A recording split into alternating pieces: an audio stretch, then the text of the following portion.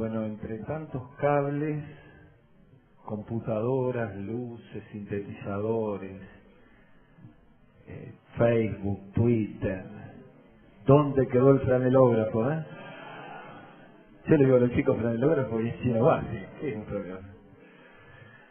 Era un trapito que poníamos en la plaza donde teníamos unas figuras que se pegaban en una franela. Y entonces el sábado 3 la figura era Juan el Bautista. El sábado 10 la misma figura era Jesús. Y el sábado 17 la misma figura era el profeta Elías. Así que teníamos un conflicto de personajes bíblicos tremendo. Y si venía un viento fuerte, se te volaba Elías, todo. Pero bueno, estamos muy contentos porque la tecnología puede estar al servicio de las cosas del Señor. Y ante tanto apoyo visual y tanta multimedia, yo doy gracias porque podemos tener todo esto. Pero déjenme decirle algo a todos los chicos. Nada reemplaza la exposición de la palabra de Dios. Nada. Yo soy un amante de la tecnología. Como todos los hombres cuando vamos a un shopping, ¿vieron? ¿A dónde va su mujer, hermano? A la lencería. Y hay que acompañarla a la lencería. Zapatos, bolsos. ¿Y dónde vamos los hombres? ¿Casa de deporte o tecnología? Ahí morimos. Bueno, pero estamos muy contentos de poder utilizar todo esto para la gloria de Dios. El tema central, reprogramados para Dios, y el diseño de Dios hemos visto en primer turno el viernes, la obediencia.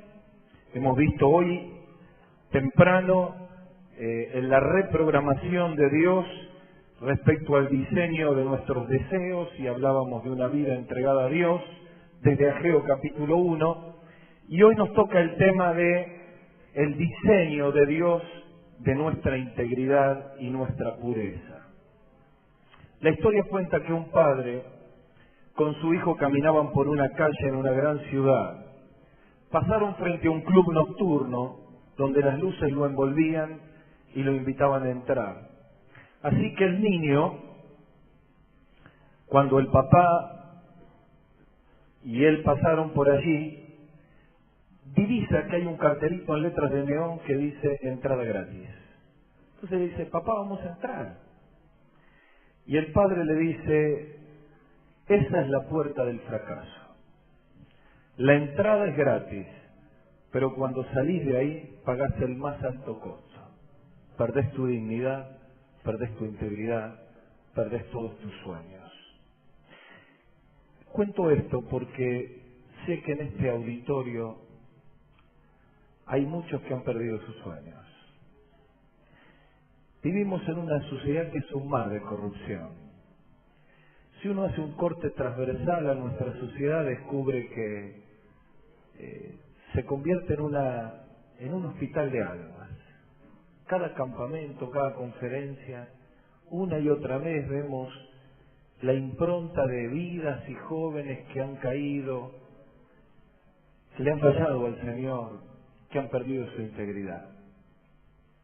Y es como si de pronto subyace en el consciente general la idea de que en esta sociedad no se puede vivir en pureza. Yo podría hacerle algunas preguntas. Por ejemplo, ¿quién piensa que es fácil en la sociedad del siglo XXI vivir en pureza? Levante la mano. ¿Quién cree que es fácil? Muy bien. Ahora voy a hacer una segunda pregunta. A pesar de todo, ¿cuántos creen que es posible vivir en pureza? Levanten la mano. Claro que sí. Claro que sí. La levantamos bien alto. Tal vez algunos de los que estamos acá decimos, prendés la televisión a las 3 de la tarde y tenés pornografía.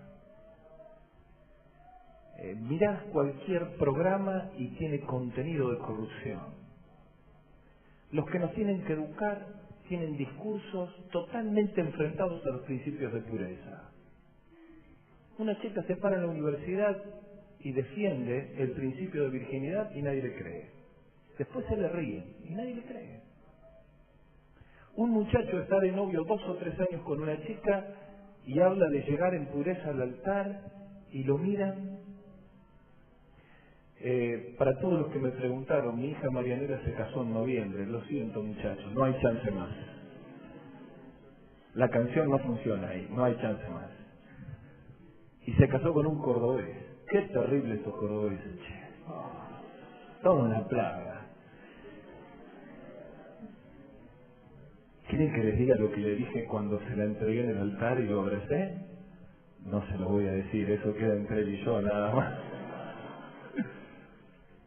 Pero cuando ella a veces trabajaba, le contaba a los muchachos, trabaja en la empresa nuestra algunos días, y cuando está en la caja y les contaba a las clientes y todos que se iba a casar, me caso, decía ella, con toda ilusión. Y la gente le decía, ¿te vas a casar? Ay, ¿por qué me dice eso? Como si te vas a inmolar en el casamiento. Este es el pensamiento que subyace. Y en medio de toda esta sociedad, cuando uno habla de rediseñar y reprogramar, evidentemente en esta noche, por un lado, vamos a tener un montón que necesitamos traer a los pies del Señor, un montón de heridas, y pedirle una chance más. Por otro lado, seguramente hay un grupo muy grande de cristianos adultos y jóvenes que estamos, como me dijo una vez un joven, en el borde de la cornisa. Llegamos a la conferencia número 15 de Calle Brasil, parados en el borde de la cornisa. Un viento y caemos. Y seguramente habrá otro grupo muy importante de jóvenes, muchachos y chicas, que están luchando por una vida de pureza y para honrar al Señor. Dios tiene un mensaje para todos. Necesitamos entender que para todos aún está vigente el diseño de Dios. Recuerdo una conferencia que estábamos con Pepe Carbonell, y cuando terminamos de predicar hubo una mesa de preguntas y respuestas. Y en realidad, cuando abrimos todos los papelitos, en lugar de ser una mesa de preguntas y respuestas, eran papelitos de testimonios. Y en la mayoría de los papeles y testimonios eran experiencias que contaban el dolor de no haber podido mantener la pureza. Miren, cuando uno habla de reprogramados al diseño de Dios, y pensando en este texto lema que tenemos en 1 Pedro, tengo un problemita que no pasa. ¿Me ayudan un poquitito? Si alguno me puede ayudar con la máquina, yo sigo, pero quiero pasar acá para... A ver cómo podemos hacer para que funcione y entre aquí. Vamos a hacer lo siguiente, vamos a la palabra y vamos a tratar de resolver este problemita. Así salen las placas aquí atrás, los chicos de multimedia. Ahí la tenemos, excelente. Ahora sí. Bien, vamos a ver entonces en la palabra, vamos al segundo libro de Crónicas, vamos a seguir con Josafat como lo hicimos el viernes, y vamos a estar mirando Mi Santidad para Dios, capítulo 19. Ayer veíamos cómo el capítulo 17 de Crónicas nos hablaba de un hombre en la plenitud de la voluntad de Dios. El capítulo 18 nos presenta un hombre fallándole a Dios con una nueva oportunidad. Y el capítulo 19 vemos un hombre diseñado en santidad por la mano de Dios, y ministrándole a los jueces, a los levitas y a todo el pueblo. Capítulo 19, versículo 1, dice: Josafat, rey de Judá, volvió en paz a su casa en Jerusalén, y le salió al encuentro Jehú, hijo de Adnani, y dijo al rey Josafat: al impío das ayuda, y amas a los que aborrecen a Jehová, pues ha salido de la presencia de Jehová ira contra ti por esto, pero se han hallado en ti buenas cosas, por cuanto has quitado de la tierra las imágenes de acera, y has dispuesto tu corazón para buscar al Señor. Versículo 4, 19 del segundo libro de Crónicas. Y habitó pues Josafat en Jerusalén, y daba la vuelta y salía al pueblo desde Berseba hasta el monte de Efraín, y les conducía a Jehová, el Dios de sus padres. Y puso jueces en todas las ciudades fortificadas de Judá, y por todos los lugares altos, y dijo a los jueces: mirad lo que hacéis, porque no juzgáis en lugar de hombres, sino en lugar de Jehová, el cual está con vosotros cuando juzgáis. Sea pues con vosotros el temor de Jehová. Mirad lo que hacéis, porque con Jehová nuestro Dios no hay injusticia, ni acepción de personas, ni admisión de cohecho. Puso también Josafat en Jerusalén algunos de los levitas y sacerdotes y de los padres de las familias de Israel para que el juicio de Jehová y para las causas, y volvieron a Jerusalén. Todos juntos en voz alta, nuestro versículo clave de este capítulo, que es el 9. Vamos. Y les mandó diciendo: procederéis asimismo con temor de Jehová, con verdad y con corazón íntegro. Este es el versículo clave de este sermón, donde vamos a sacar tres pilares, del diseño de integridad de Dios. Miren, una universidad que otorga becas tiene un eslogan que dice: la mente es algo demasiado valioso para malgastarlo. Cuando uno va a hablar de pureza, de integridad, tiene que saber que la madre de todas las batallas se libra acá, en la mente. El sabio Salomón dice en capítulo 23:7, porque tal es el pensamiento en su corazón, tal es él. En otras palabras, lo que tenemos alojado en la mente, las imágenes que acumulamos en nuestra mente, las palabras que escuchamos y grabamos en nuestra mente, arman una filosofía de vida, arman un concepto de vida, y ahí mismo apuntan todos los cañones del infierno para arrancarnos la integridad. El mismo Señor Jesucristo dijo que dentro del corazón salen los homicidios, las fornicaciones, las iras, todo esto de dentro del corazón salen y contaminan al hombre. Como para hacerte entender que librarte completamente a la influencia de un sistema manejado por el maligno, sin ningún tipo de filtros, límites y restricciones, es entregarle el campo de batalla a Satanás para la derrota más grande que en tu vida puede ocurrir. Un autor dice: no caemos en inmoralidad, caminamos hacia ella. La caída es un proceso, es un trabajo, es un camino. El salmista en el 19 habla continuamente de este concepto. Así que, como dice un proverbio no bíblico, pero muy reconocido, y pensando en la mente, siembra un pensamiento y cosecharás una acción. Siembra una acción y cosecharás un hábito. Siembra un hábito y cosecharás un carácter.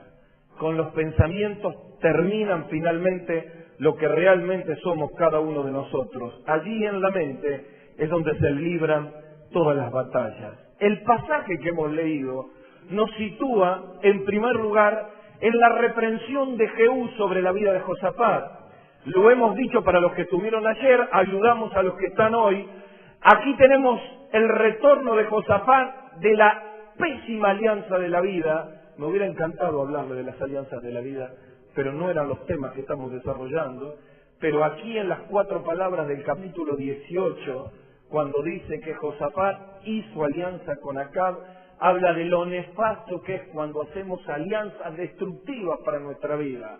Alianzas con amigos que nos arruinan, alianzas con emociones que nos condenan, alianzas con un sistema que nos devasta.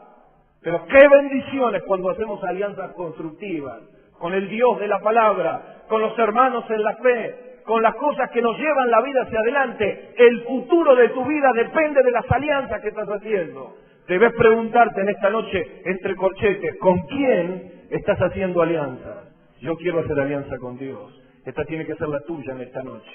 Este hombre había hecho una alianza equivocada.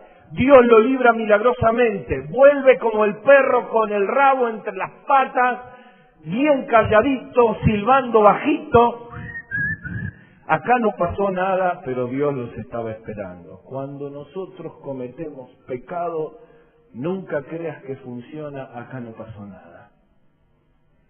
Nunca el pecado es gratis. Nunca Satanás va a abrirte una puerta para bendecirte. Siempre pagas el costo más alto. Allí llega Josafat y lo estaba esperando Jehú. Y no tiene filtro, como viene la palabra de Dios, pero lo que necesitaba escuchar Josafat era duro, pero era lo que lo iba a sacudir. Y estas primeras palabras de Jehú son el rediseño de Dios de su vida de integridad. Él había abierto una puerta y entonces viene la palabra de Dios diciendo: al impío das ayuda. Y a los que aborrecen a Jehová, con ellos haces alianza. A ellos los amas. Es tan fuerte que él entiende que tiene que volver al diseño de integridad de Dios. Y como Dios mira el corazón y mira que él le había buscado, le da una chance más, ahora sí, una chance de integridad como Dios nos da en esta noche. Dios es un Dios de nuevas oportunidades. Dios es un Dios que siempre nos abre una puerta nueva. Por eso no hay nadie de los que está aquí, cualquiera sea tu historia, cualquiera sea tu dolor, como hablaba con un joven y le decía, aún teniendo cadáveres en la conciencia, Dios tiene poder por la sangre de Cristo para limpiar nuestras mentes de obras muertas y podamos servir al Dios vivo. Ese es el Dios de la Biblia. Y este es el mensaje de restauración que predicamos. Cristo nos da una chance más. Esta es una noche de chance para tu vida, para que puedas volver a poner en el equilibrio, en el eje del diseño de Dios. Eso es lo que sintió Josafat. E inmediatamente se enciende su corazón. Sale a trabajar con los levitas. Primero Dios trabaja con él. Inmediatamente se convierte en una fuente de integridad. Trabaja con los jueces, trabaja con el pueblo. Y llegamos a nuestro versículo lema, donde aparece el cómo de la cuestión. ¿Cuántas veces hemos escuchado en nuestras iglesias que necesitamos vivir una vida pura? Chocolate por la noticia, predicador. Lo sabemos todos. El punto no es esto. El punto es cómo. Si es tan difícil esta sociedad, ¿cómo lo logramos? Y aquí en este versículo 9 aparecen 3 pilares de una vida de integridad que vamos a ver rápidamente. En primer lugar, procederé con temor de Dios, fuente de convicciones frente a Satanás. Primer pilar que hay que desarrollar en esta noche, temor de Dios. No se habla mucho en las iglesias del temor de Dios. Vamos a hablar del temor de Dios. 2. Fidelidad y disciplina. Procederéis con fidelidad, con temor de Jehová y con verdad. Así la palabra indica fidelidad ante la seducción de la carne. Así están siendo los 3 enemigos del creyente: Satanás, la carne y el sistema. Número 3. Procederéis con corazón íntegro, con integridad. Tercer pilar: corazón íntegro y separación frente a la influencia del sistema. Hablamos de temor de Dios, hablamos de disciplina, hablamos de corazón íntegro. Nos enfrentamos con Satanás, nos enfrentamos con la carne, nos enfrentamos con todo el sistema. Vamos a ver en primer lugar el temor de Dios como fuente de convicciones frente a Satanás. Miren, cuando nosotros hablamos de temor de Dios, si para el diseño de Dios el temor de Dios es importante para sostener la integridad, necesitamos comprender de qué estamos hablando. Para la mayoría de los creyentes, cuando hablan de temor de Dios, creen que estamos hablando de terror de Dios. En realidad, hay algunos que en un extremo dicen, Dios es sumamente bondadoso, Dios es sumamente bueno. Porque la Biblia dice que uno de los atributos esenciales de Dios es amor. Dios es amor. Así que en este concepto se van a un contado permisivo de la cosa, alulan la idea de que Dios está también en todos lados mirando y esperando de nosotros una vida íntegra, y entran en una vida de liviandad, en una vida de superficialidad, en una vida donde tratan de santificar el pecado, en una vida, como dice el profeta, que llegan a tener el discurso de la sociedad que a lo bueno le llaman malo, a lo amargo le llaman dulce, y en esta mezcla entramos a vivir casi como los incrédulos y jamás podemos llegar a vivir el verdadero principio de santidad. En este otro lado están hermanos que dicen que Dios es justo, lo cual es cierto, porque la justicia es un atributo de Dios, y que Dios es justo y que va a aplicar contra el pecado, porque horrenda cosa es caer en las manos del Dios vivo. Pero es interesante cuando uno habla de temor de Dios, ver el equilibrio que nos dice Romanos, el apóstol, en capítulo 11, versículo 22. Nos hace mirar el equilibrio que nos lleva al temor de Dios. Mirad pues la bondad y la severidad de Dios. Dios es completamente amoroso, pero es completamente justo y severo con el pecado. Así que cuando hablamos de temor de Dios, lo que Josafat le estaba diciendo es, para el diseño de Dios, el cristiano tiene que tener temor de Dios. ¿Qué es entonces temor de Dios?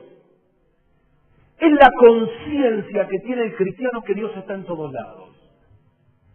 Es el convencimiento de saber de que aunque mi papá no me ve, mi mamá no me ve, mi líder no me ve, estoy solo en la computadora, apenas me queda el historial, Dios me ve. Que cuando estoy entablando una relación complicadísima con el sexo opuesto, soltero o casado, y estoy en la cornisa, aunque nadie lo sepa, Dios me ve. Que cuando estoy a punto de hacer un negocio que va a deshonrar al Señor, y voy a poner la firma y en el ok en algo que sabes que como cristiano Dios no lo aprueba, aunque nadie lo vea, Dios me ve. Que cuando estoy en el punto de empezar a hablar mal de alguien y osar utilizar mis palabras no como una fuente en agua dulce para bendición, sino como palabras de maldición, que no voy a poder recoger, que deshonran a los siervos de Dios y que con tanta liviandad largamos al aire, sabiendo que Dios está, porque tengo temor de Él, no lo haría. La ausencia de temor de Dios abre un abanico de inmoralidad tremenda. Por eso el salmista dice, cuando veo la iniquidad del impío, digo a mi corazón, no hay temor de Dios delante de sus ojos. Es decir, la ausencia de temor abre la puerta a la inmoralidad. La ausencia de temor nos aleja del carácter que Dios quiere. Tienes que preguntarte en esta noche, ¿tenés temor de Dios? Ahora, claro, nunca voy a tener temor de Dios si no tengo conocimiento de Dios.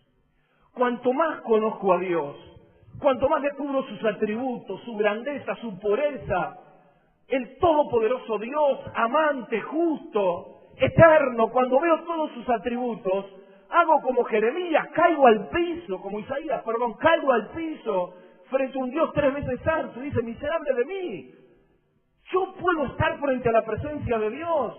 Es ese Dios cercano, amigo, que extendió la mano en la cruz para salvarme. Es ese Dios que me abraza, que cura mis heridas, pero que es inmensamente grande, increíblemente grande. ¿Cómo es posible si los cielos de los cielos no pueden contenerle? Decimos como David, Señor, ¿qué soy yo para que tengas de mi memoria? Ese Dios glorioso está cercano a tu vida. ¿Tienes temor de ese Dios? Cuando el temor de Dios se hace una experiencia real en la vida del cristiano, nos encolumnamos en el diseño interior. 5 bendiciones del temor de Dios. Primero, nos identifica con Cristo. Dice Pablo escribiendo a los Corintios, os celo con celo de Dios. Y él dice, porque quiero presentaros como una virgen santa y sin arruga, pero me temo que como la serpiente antigua engañó a Eva, vuestros sentidos sean extraviados de la sincera fidelidad a Cristo. Ahí está el celo santo. No es el celo de un hombre que se siente dueño de la iglesia. No es el celo de un diótrefes. No es el celo que dice, esto es mío. No. Es el celo de una persona que ha entendido que las cosas suyas son de Dios y las cosas de Dios son su causa. Está tan preocupado por la pureza y la integridad que él se preocupa por cada creyente como pastor para que se mantenga íntegro. No quiere llenar la iglesia de gente, quiere que esa gente sea santa. No le preocupa si tiene 500, 1000 o 200. Se preocupa que los que tienen puedan honrar a Dios, sean cartas abiertas de Cristo. Piensa como piensa Dios. El temor de Dios hace que el creyente llegue al punto de identificarse con su causa de tal manera que vive las cosas de Dios como propias. El temor de Dios es un dique para la tentación. Miren, yo recibo continuamente viajantes, representantes de las empresas. Complicada la labor de viajante, ¿verdad? Una semana solo, en cada pueblo, una semana solo. Entonces yo hablo con ellos y les pregunto, ¿por qué engañan a sus esposas? Sencillo. Y yo pregunto, ¿vos la amas a tu esposa? Claro que la amo, si la pierdo me muero. ¿Y por qué la engañas? Y bueno, somos hombres, de carne somos. Y yo ahí me doy cuenta que el amor al ser querido no es un dique para la pureza. El dique para la pureza es el temor de Dios. Lleven el foco a Génesis 39. Un muchacho abandonado, en edad donde las hormonas hacen ebullición. José. Un muchacho necesitado de cariño porque ni siquiera el de la mamá tiene, porque había muerto. Un muchacho que no está contenido por los hermanos ni por el padre. Un muchacho que Dios lo prospera y se ve que era muy pintón. Y un muchacho que empieza a ser perseguido por una mujer que tenía poder, tenía buen perfume, probablemente buena presencia. Si estaría hoy sería toda plástica, ¿no es cierto? Qué negocio la esposa de Potifar para los que se encargan de operar, ¿no? Iría a Susana y diría, esta es la nueva operación, ¿no? Tenía toda la plata, ¿cuál es el problema? Y lo envuelve. Y aparece la frase que habla que el temor de Dios es dique de la integridad. Acostate conmigo. Y José dice, ¿cómo haría yo tan grande mal y pecaría contra Dios? Ahí aparece el temor de Dios. Él no dice, ¿cómo haría tan grande mal y afrentaría a mi familia aunque me abandonó? O a mi pastor o a tu esposa. No. El tema era Dios. ¿Sabes por qué? Porque cuando nosotros caemos, aunque le causamos dolor a la iglesia, le causamos dolor a mamá, a papá, a la esposa, el mayor dolor se lo causamos a Dios. Porque Dios es puro. Por eso David, cuando cayó, escribió las palabras del Salmo 51, contra ti he pecado. Él sentía que le había causado el dolor a Dios. Esa es la puerta de apertura para la restauración. Nunca encubras un pecado. Nunca te hagas cómplice de cubrir el pecado de otro. Le cerraste la puerta a la restauración. Nadie se restaura escondiendo los pecados. La única manera de restaurar es abrir la puerta del perdón, de la confesión y de la liberación que Cristo hace.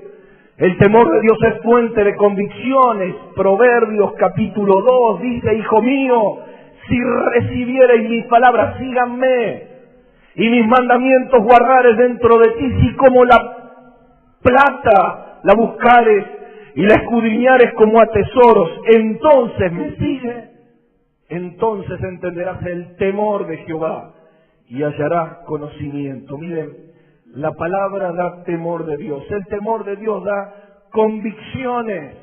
Las convicciones cristianas son el arma cuando nadie te puede ayudar.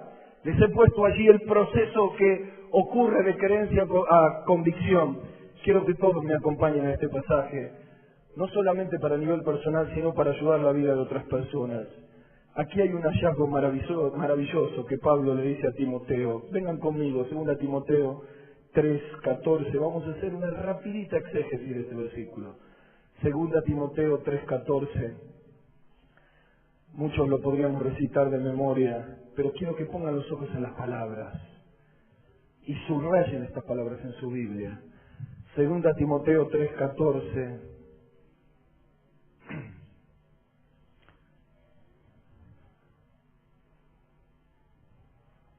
Dice la palabra de Dios, pero persiste en lo que has aprendido. Subraye el verbo aprendido. Y te persuadiste, subraye persiste y subraye persuadiste.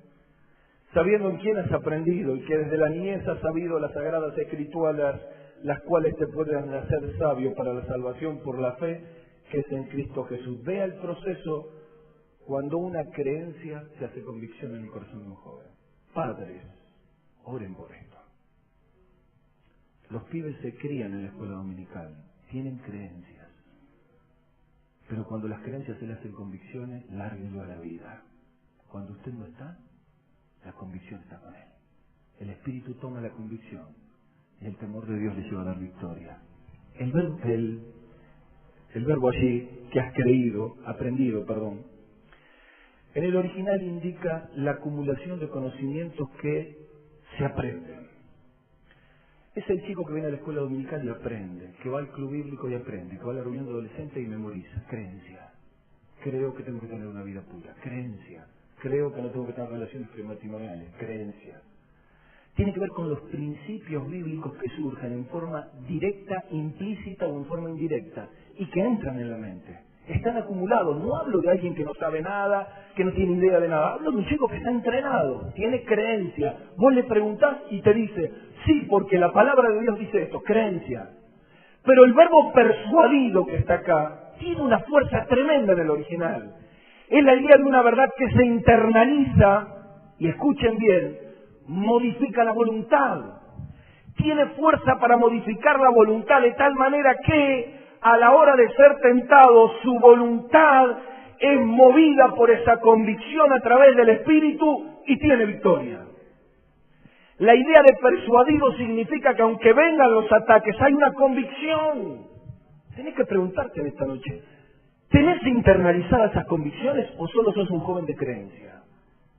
Bueno, pero ¿y cómo hago para que esas creencias se hagan convicciones? Toma esas verdades, grabátelas de memoria en tu mente. Pregunta, ¿cuántos versículos aprendiste el último mes de memoria? Cri, cri, cri, cri. En nuestra iglesia hemos implantado en el culto de domingo 5 minutos de memorización pública. Ya aprendimos Proverbios 3, los yo soy de Cristo, las bienaventuranzas, los 10 mandamientos, vamos a unos a otros. Con honestidad no surgió de los pastores, surgió del grupo de adolescentes. Y hay que aprender de los chicos, hay que aprender. Cuando Dios mueve la cosa, hay que apropiarla. Venían en el concurso bíblico aprendiendo versículos y versículos y versículos. Llegan al campamento y el predicador que viene dice, acá nos hacemos una fiesta con los versículos. Así que empezó a dar premios. Llegaron a aprender más de 50 versículos bíblicos. Isaías 53, Primera Juan 1, Salmo 24, y me falta un capítulo más. Cuando pasaron a la iglesia, empezaron a largar, uno, otro. Muchos no son hijos de creyentes. Y nosotros los ancianos dijimos, esto es de Dios. Así que lo propusimos a la congregación y la congregación aceptó. Y cada vez que está, hacemos pasar a uno, a veces son chicos, adolescentes, lo dicen, le damos premios con libros. Y hemos entrado en las mesas de casa a memorizar la palabra de Dios, porque es el camino de la convicción. Cuando tenés esas verdades te pones de rodillas y el temor de Dios te da convicciones para sostenerla. 4. El temor de Dios te ayuda a crecer en santidad. Pablo escribe en la segunda carta y habla perfeccionando la santidad en el temor de Dios. Ahí la palabra perfeccionar es la idea de madurar, es decir, el temor de Dios te lleva a avanzar, a perdón. La integridad no es una cuestión estanca, no. La integridad es una cuestión activa.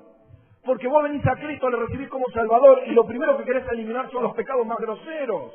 Pero cuando conoces a Dios te das cuenta que hay otras cosas en tu vida que necesitas resolver. Y avanzás un poco más y aparecen otras cosas. Y suelo decir, el camino de la integridad es primero un arroyo, que cuando llegaste al final se abre un gran río, y cuando llegaste al final un inmenso océano. Y vas a llegar a decir, cuanto más conoces a Dios, como dice el apóstol Pablo, pecadores de los cuales yo soy el primero. Pero qué maravilla es saber que uno va trabajando en cada una de las áreas de la vida para honrar más a Dios. El temor de Dios nos impulsa a servir y extender el reino. Allí en Hebreos 12 habla el apóstol sirviendo en el temor del Señor. En Hechos se ve a las iglesias creciendo en el temor de Dios. El temor de Dios que se vive en la congregación es una fuente de impulso. Porque unos por otros saben que Dios es el centro de la iglesia, que las cuestiones de Dios son prioritarias. Qué necesario es entender el temor de Dios como fuente y proceso de pureza. Miren, qué dramático es cuando una vida no tiene temor de Dios.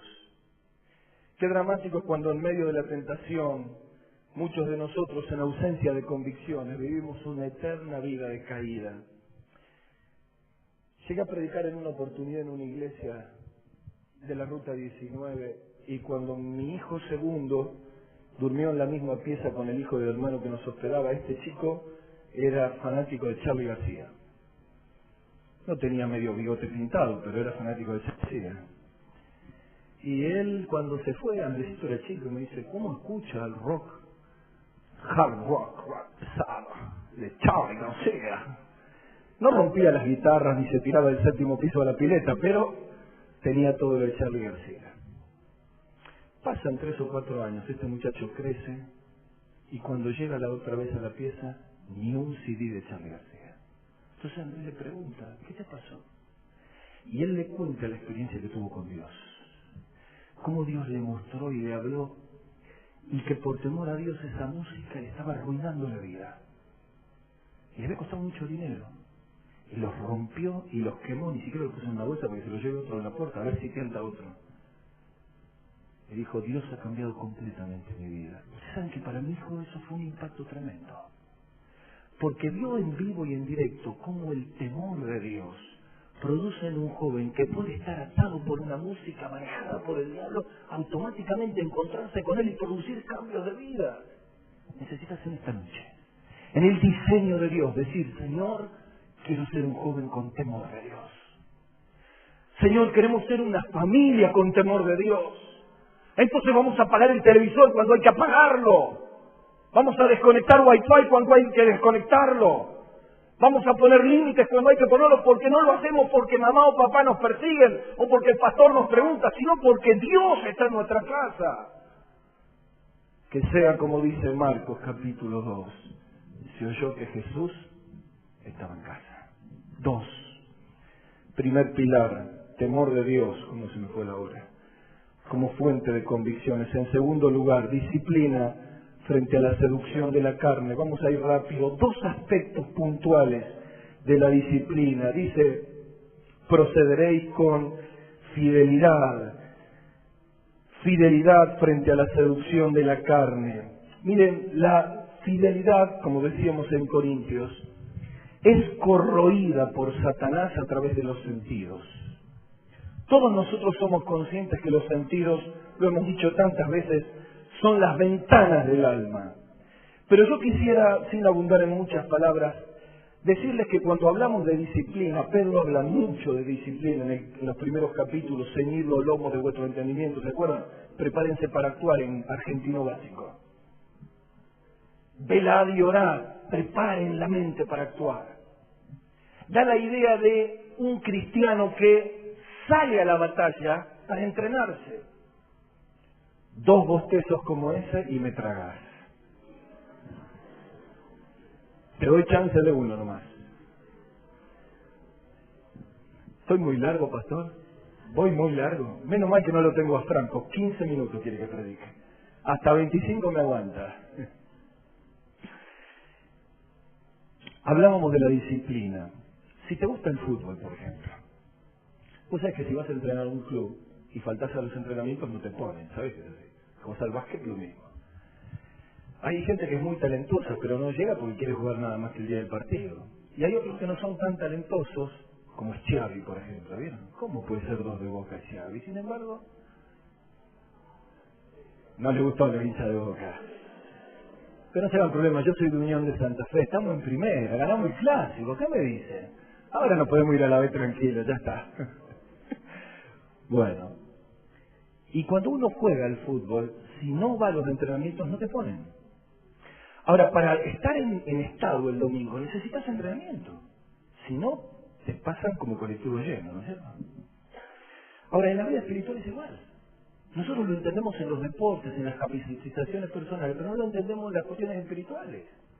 Cuando aquí el apóstol está escribiendo, habla de la actitud de entrenarse y disciplinar todo lo que tenemos alrededor frente al sistema para que no caigamos. Algunos dicen, ¿cómo me pasó lo que me pasó? Y vos mirás alrededor y te das cuenta que hay un contexto terrible. A ver, me fui de vacaciones con mi novia una semana a Brasil los 2 solos y caí.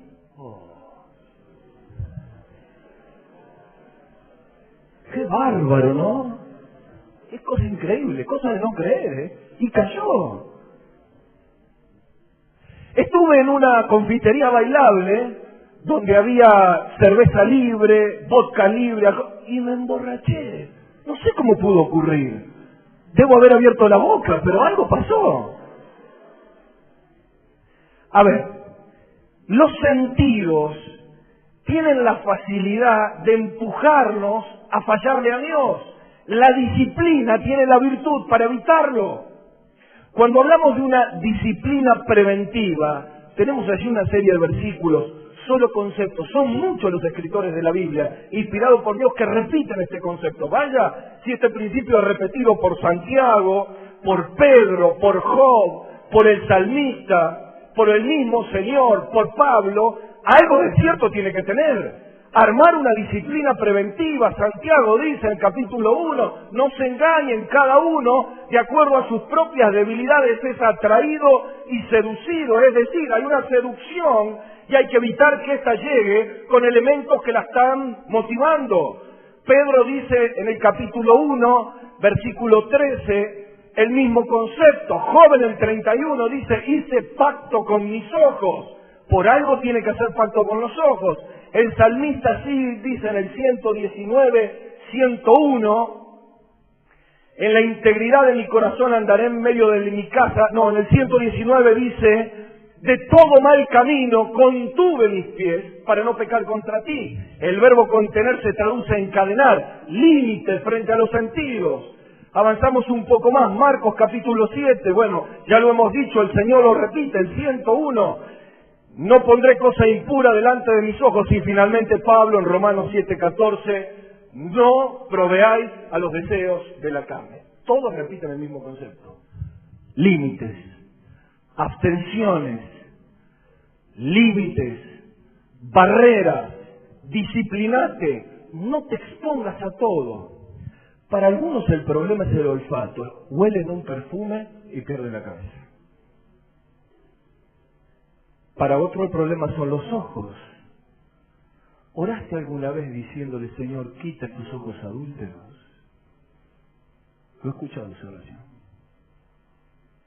Para otros son los oídos, o otras son los oídos. La mujer es netamente emocional. Para una pareja es el tacto, en lugares incorrectos, excediéndose físicamente. Los sentidos son sin duda donde tenemos que ponerle los límites, y esa fidelidad frente a la seducción de la carne solo funciona cuando aparecen esos límites y necesitamos ponerlos, pero también una disciplina formativa que tienen que ver con hábitos de un carácter. Primera Samuel, dice el profeta Samuel, lejos estaría de mí pecar y abandonar la oración. Pedro habla, sean sobrios y velen en oración. Segunda Timoteo capítulo 3, lo hemos leído, persiste en lo que has aprendido. El verbo persistir tiene que ver, insiste en la lectura de la palabra, satura tu mente con la palabra de Dios. ¿Con qué limpiará el joven su camino? Con guardar tu palabra. Mateo capítulo 6, cuando ores, cierra la puerta, ora en privado y tu Padre te recompensará en pública. Tiempos, hábitos que hacen un carácter. Hablaba con un adolescente y le decía, tenés que hacer algo con tu mente, muchacho. No hay disciplina. Entra la cumbia y sale la cumbia. Con doble sentido. Entran las imágenes y salen las imágenes. Quiero decirte que no necesitas visitar una página pornográfica para que tu mente sea arrastrada a la caída. No hace falta, podés tener en el muro de tu Facebook imágenes y palabras que están tan fuera de lugar, ¿verdad? Déjenme darle un consejo. Tengan mucho cuidado de lo que ustedes escriben en un muro, porque el hombre es esclavo de sus palabras. Yo veo que los adolescentes dicen palabras que no saben lo que están escribiendo y diciendo. Es contenido de las palabras.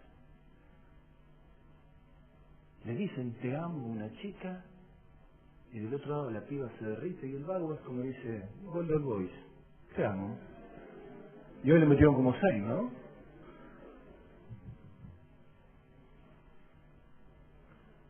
Muchachos, no es un buen testimonio un pibe que es un picaflor ilusionando a las chicas continuamente y destruyendo los corazones. Te digo lo que le digo a todos. El día que llegue aquella que estás esperando para formar una familia, si tiene tu historia, probablemente no la quieras. Quizá en este concepto de disciplina formativa necesitaremos tomar decisiones como padres o papás que estamos acá. voy a ser totalmente impopular. No me preocupa. Usted no puede dejar a su hijo irse a dormir a las 11:30 y dejar que su hijo esté en internet hasta las 4 de la mañana. Y si vos querés tener integridad, no podés estar a esa hora macaneando una máquina. Yo sé que lo que estoy diciendo es impopular, pero vos podés hacer lo que quieras con tu vida, pero sos el que define el destino de tu integridad. Y si hablamos de seducción, imagino que cuando estás a las 3 de la mañana y tus viejos duermen y ya navegaste por todos lados y encontraste cosas que no, que fuiste y que volviste, que fuiste y que volviste, empiezan a hacer lazos en tu mente. Un muchacho me dijo en un campamento, te puedo decir de memoria, las 10 páginas pornográficas que me están arruinando la vida. Las podés borrar del historial de tu máquina, pero no de la conciencia de tu mente. ¿Hay hombres casados que están viviendo esto? ¿Y sus esposas no lo saben? Hay mujeres casadas en esta congregación que tienen algunos contactos incorrectos que si su esposo lo viera generarían un gran conflicto matrimonial. Un cristiano no debe actuar así. Recuerden el consejo, entre vosotros, dijo el Señor, no ha de ser así.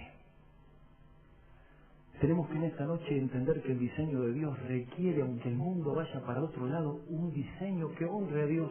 En esta noche, en este lugar, estoy seguro, hay muchísimos muchachos y chicas que necesitan la mano restauradora de Dios, porque empezaron por ese camino. Miren, les podría contar tantos testimonios de chicos de 17 y 18 años que perdieron la integridad por extenderse en medio de contactos que nunca lo tendrían que haber hecho. Me lo escuchó alguna vez, se lo repito de nuevo. Si no deja entrar una prostituta en su casa en forma física, ¿por qué lo permite? ¿A través de la televisión o de la computadora? ¿Tus padres no son cristianos? ¿Tus padres no te dicen esto? Vos lo tenés que manejar solo. Es que vos tenés que entender que este es un compromiso tuyo con Dios. Que Dios está de tu lado. Si el temor de Dios estaría en tu vida, no harías todas esas cosas. Cuando hablamos del carácter moral de la juventud cristiana, estamos hablando de la necesidad de decir, señores, hay una vida de pureza y tenemos que predicarla. No se conformen con menos.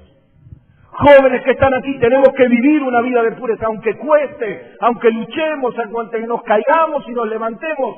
No bajemos el modelo de Cristo, porque Pedro dice en este versículo lema que tenemos de esta conferencia, no conforméis a este siglo, a los deseos que tenían antes en vuestra ignorancia, y agrega, sean vosotros santos en toda vuestra manera de vivir. ¿Por qué? Y acá está el punto, porque hay un llamado del santo para tu vida. ¿Vas a formar una familia? ¿Y qué carácter va a tener la familia que vas a formar? Perdónenme, pero si el Espíritu lo pone en mi mente, yo lo voy a decir. ¿Hay parejas cristianas que consumen videos pornográficos? Si esto es parte de la experiencia, quiero decirles que necesitan urgente en esta noche un cambio, un diseño divino de limpieza y de pureza. Ninguno de los ejemplos que he dado en esta noche no son testimonios reales. Y sé que en este lugar muchos están sufriendo eso. Hablamos de una disciplina preventiva, hablamos de una disciplina formativa para la seducción de la carne. Termino. Finalmente, corazón íntegro y separación frente a los lazos del sistema. Ya la hora ha avanzado, solo los nombro. La Biblia habla de lazos y del gran cazador, ¿quién es? Satanás.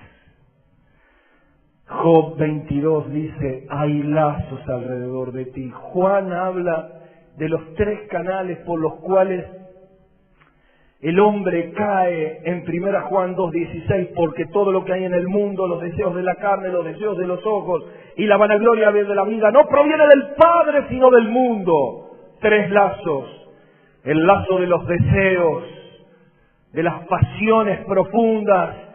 ¿Cuántos en esta noche sentimos que es una trampa del diablo que no podemos manejar y nos ha llevado de un error a otro error y necesitamos que Cristo rompa esos lazos? Tenemos que decir las palabras del salmista, Señor, tú has roto todas mis prisiones. Hablamos de los lazos de los deseos, de los lazos de la lujuria, hemos hablado mucho de la vista. el lazo del orgullo, de la soberbia, trampas del enemigo. ¿Cómo? ¡Qué dolor produce ver tantos cristianos que podrían ser útiles para Dios entrampados en estos lazos como animales que se quieren librar! Hay lazos alrededor de ti. El doctor Hendricks, creo que una vez en una conferencia unida leí esta encuesta, pero por amor a todos los jóvenes que están aquí la voy a volver a leer. Él habla de 4 coincidencias en siervos que cayeron por lazos. Son 246 pastores. 4 coincidencias. 1. Todos habían dejado de invertir tiempo diario en comunión y oración en la cámara secreta. Josafat tenía riquezas y gloria, punto, espacio, contrajo parentesco con acá. Cuanto más seguros estamos, más vulnerables somos. 2. Ninguno estuvo dentro de un grupo de consiervos donde tendría que rendir cuentas. Compañeros de milicia, yo no sé quién nos vendió esta mentira, imagino que Satanás.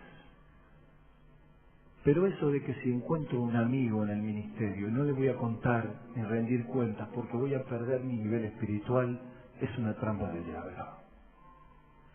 Rendir cuentas a un hermano espiritual te ayuda a mantenerte fiel. Yo recuerdo uno de los pastores de nuestra iglesia que era diácono, un día vino y me dijo: Gustavo, me tienes que hacer 3 preguntas por lo menos cada 2 semanas o una vez al mes. 1, ¿cómo estoy con mi esposa? 2, ¿cómo estoy con mi dinero? 3, ¿cómo estoy con mis tentaciones? Es una bendición rendir cuentas. ¿Decirle algo? Probablemente rindiendo cuenta, hermanos espirituales, rindamos menos cuenta en el tribunal de Cristo de aquellas cosas que no deberíamos haber hecho. 3, la nena llora y imagino que me dice que tengo que terminar. Yo, a lo largo de los años, sé interpretar el idioma gestual.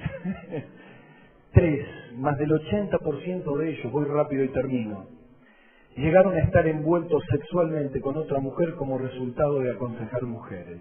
Me lo escucharon decir, ¿no? Los nenes con los nenes, la nena con la nena. Hermana, usted no se puede lavar las manos en la consejería de mujeres. No puede.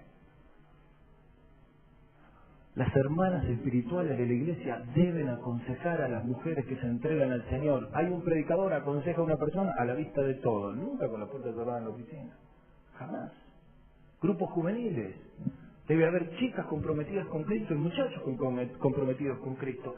Hay que saber manejar con integridad las relaciones interpersonales. 4. Sin excepción, cada uno de los 246 pastores estaban convencidos que esto nunca me pasaría a mí. Conclusión. Una palabra para aquellos que han perdido la integridad. Tal vez en esta noche, pensando en todo esto, alguno diga: ¿sabes qué pasa, Gustavo? Conmigo Dios llegó tarde.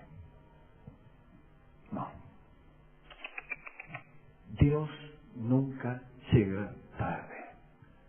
Dice la palabra: quien llevó él mismo nuestros pecados en su cuerpo sobre el madero, para que estando nosotros muertos en delitos y pecados, vivamos juntamente con él. Porque nosotros éramos como ovejas descarriadas, mas habéis vuelto todos al pastor y obispo de nuestras almas. Mis queridos, esta magna congregación es un hospital de almas. Y aquí está el médico del alma. Tal vez haya en este lugar muchachos que han caído en un pecado sexual y cargan con un muerto en la conciencia. Cristo ya lo cargó en la cruz. Y esta es una noche de libertad.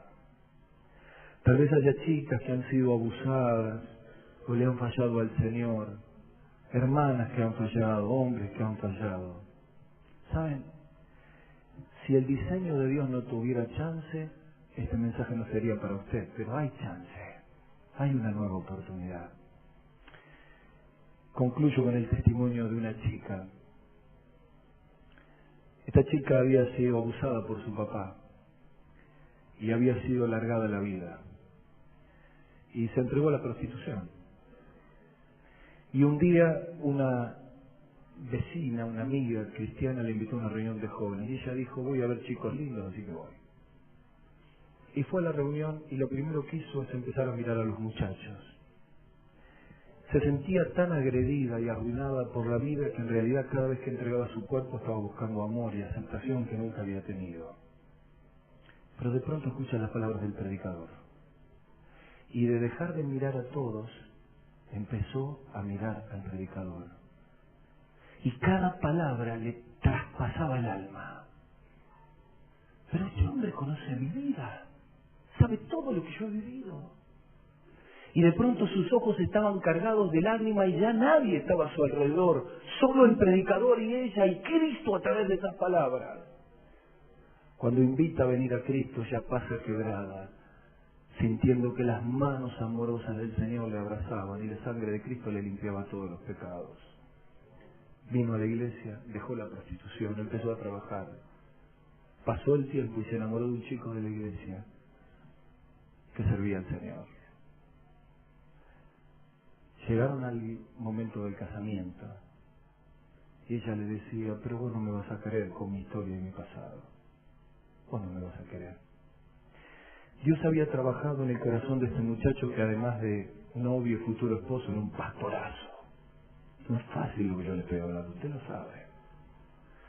Así que él fue trabajando en su vida y en su corazón. Y llegaron a la noche de bodas, pasó la fiesta, estaban en el hotel. Ella estaba temerosa. Y entonces él, muy amoroso, la sentó en la cama, metió la mano debajo de la cama y sacó una batea de plata reluciente con agua cristalina. La miró a los ojos, le dijo que la amaba, quitó su calzado y empezó a lavar sus pies. Y sintió que aquel lugar era el aposento alto de Juan 13. La miró a los ojos y dijo: si Cristo te perdonó, en esta noche para mí sos virgen. Cristo te devolvió la virginidad. Esto es lo que Cristo hace cuando toma una vida que ha perdido la integridad. ¿No querés en esta noche hacer un pacto de pureza con Dios? ¿No querés traer todos tus pecados y tus dolores a Cristo? ¿No querés aferrarte por la fe al temor, a las convicciones, a la disciplina para tener una vida? Dice: hice pacto con mis ojos. Daniel dijo: propuse en mi corazón pacto. Yo te quiero desafiar en el nombre del Señor a que allí donde está le entregues todo tu corazón al Señor y le digas: hasta aquí llegué. Voy a poner límite, Señor, dame fuerzas. Hasta aquí llegamos, vamos a hablar con mi esposa y mi esposo, vamos a cambiar las cosas en casa. Hasta aquí llegamos con la doble vida, hasta aquí llegamos. Porque el diseño de Dios empieza con un corazón quebrantado. Así que vamos a inclinar la cabeza, vamos a orar todos, cada uno con el Señor, porque esto es Juan 13. Dejemos que el Señor lave nuestros pies y toda nuestra vida. Tal vez entre todos los muchachos y chicas que hay aquí, hay algún muchacho o una chica que escucha todo esto y dice: estoy tan sucio, y nunca le pidió perdón por sus pecados al Señor, y necesita un encuentro personal con Jesús, pedirle perdón por sus pecados, abrirle su corazón. Esta puede ser una noche de salvación. Y si estás allí y sentís que necesitas entregar tu vida a Cristo, pensá que Él murió en la cruz por tus pecados, resucitó y hoy puede tocar tu vida, perdonarte, limpiarte, hacerte nuevo, por el poder de su sangre. Solo tenés que abrir tu corazón con una oración de fe. Y voy a invitarte que la puedas hacer allí donde estás si nunca la hiciste. Inclinar tus ojos, tu cabeza, cerrar tus ojos y ora conmigo estas palabras allí donde estás, mientras escuchamos suavemente esta música. Si nunca le pediste perdón por tus pecados al Señor, ora conmigo, ahí donde estás. Decirle: Señor, repetí conmigo: Señor, En esta noche reconozco que he pecado y te pido perdón por todos mis pecados. Señor, estoy tan sucio, límpiame, necesito de ti. Señor, pongo mi fe en ti. Ven a mi corazón y sálvame. Te lo pido en el nombre del Señor Jesús. Amén. Todos seguimos orando. ¿Quién ha orado conmigo en esta noche? Yo le quiero conocer. De su mano al cielo. ¿Alguien lo ha dicho? ¿Ha orado conmigo? A ver. Están todos con Dios te bendiga. Gracias a Dios. Baja tu mano. ¿Quién más? ¿Alguien más? Mueva la mano si yo le puedo ver, porque no los puedo ver a todos. Dios te bendiga. A vos también. Allá atrás también. Gracias a Dios. Allá atrás también. Gracias a Dios. Baja tu mano. ¿Quién más? Gracias a Dios. Baja tu mano. Gracias a Dios. ¿Quién más? ¿Quién más lo ha hecho? Alce su mano al cielo. Es una noche de perdón. ¿Quién más? Bueno, no los puedo ver en el subsuelo. Gracias. Pero Dios te ve. Levanta tu mano para que Dios te vea. Allí abajo que yo no te puedo ver. Gracias a Dios por todos los que han levantado su mano. ¿Alguien más? Anímate. ¿Quién más? Muy bien. Allí atrás. Dios te bendiga. Baja tu mano. Estás tan lejos, me cuesta verte. Gracias. Vamos a terminar este momento orando al Señor. Padre, gracias por este momento con tu palabra. Tú has visto las manos levantadas, Señor, y yo te pido que tú confirmes decisiones, pero muchos han orado siendo cristianos, y todos te pedimos, Señor, que nos ayudes a ser más puros. Señor, todo tu pueblo en esta noche, te decimos, perdona nuestros pecados, Señor, perdónanos, y danos la fuerza para que aquel que nos llamó es santo, nosotros también busquemos pureza en toda nuestra manera de vivir. Gracias por tu pueblo, porque es la sal de la tierra. Gracias por hacer una obra tan maravillosa sin costo nuestro y con un altísimo costo tuyo. Y gracias porque nos das siempre una nueva oportunidad, como en esta noche. Señor, bendecimos tu santo nombre. En el nombre del Señor Jesús. Amén. No sé si, Juan, ¿podemos cantar una chanza más? Y vos nos guías en el final.